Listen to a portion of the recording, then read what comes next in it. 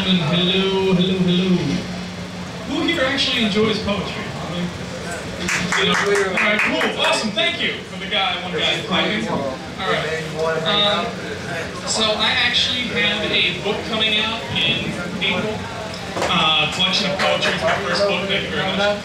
And it's a death-themed collection of poetry, so all the poetry here is death-themed. So I figured I'd share with the poems from that collection. It's called 1.7. The sensation of being shot, it's not an easy thing to describe, nor the crisp realization that you were about to die.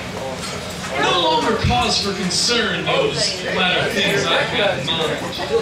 Only this crisp realization, here and now, is how I die. My back against the wall in some depleted Iraqi town, the blood seeping from my body to sprawl across the ground. The slug is hot inside my gut, all the pieces shattered and screaming, lodged inside my spine, small intestine, lung, and kidney. There is no need for moving as it only causes tension. Bullets and debris still blasting off in all directions. But they matter to me not, as I lay dying in this spot. The cold concrete on my back. I feel my heartbeat in my boots. I hear off beyond the wall a sergeant ordering to shoot. And in all I seem to understand and covet with unfamiliar ease. Yet that crisp realization covets all the curiosity in me. And then I see across the absence in a hall under a tree, among the haze that lingered above the stars that were scored out of the street, and through the black serpentine smolder of a bombed-out army jeep, the charred and rag-clad corpse of an Iraqi nigh 14. Then that crisp realization seems to transcend into bitter, and its sweet, flowing taste I am forced to reconsider.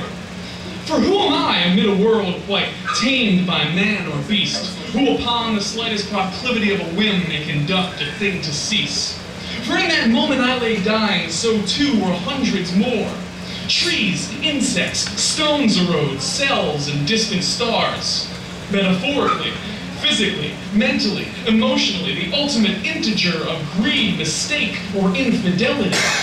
Yet those who push their carts and tote their baskets past the case that contains sectioned off and price tag pieces on polystyrene trays disregard the fact that they once belonged to beings of the same flesh and butchered bone that now lay wrapped in cellophane. And tomorrow will be another day for hundreds more to die at the hands of the ever more resourceful equations of demise. Their numbers spill out into a symphonic cacophony, and who stands there wielding the baton but man impeccably? I feel the corner of the wall at my shoulder vibrated to detritus as an RPG-7 disintegrates against the building's partitions. With concrete raining all around, an officer approaches cautiously and huddles down with rifle drawn to cover me. But seeing my present shade of blue and the blood soaked into my thighs, he grasps the crisp realization that I am about to die. Looking once more all around as the ground trembles under continuous tracks, he props his gun against the wall and wraps his arm around my back. Holding the back of my neck with his hand, he watches as my eyes grow dim, and drowsiness envelops me as the world begins to spin. I reach up and draw him near to me to whisper my final breath, which I conjured using all my might and the last thought inside my head. Do not ask for whom the bell tolls.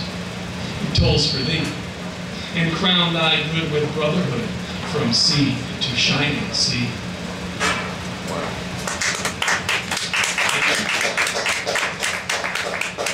Thank you very much. You can actually find it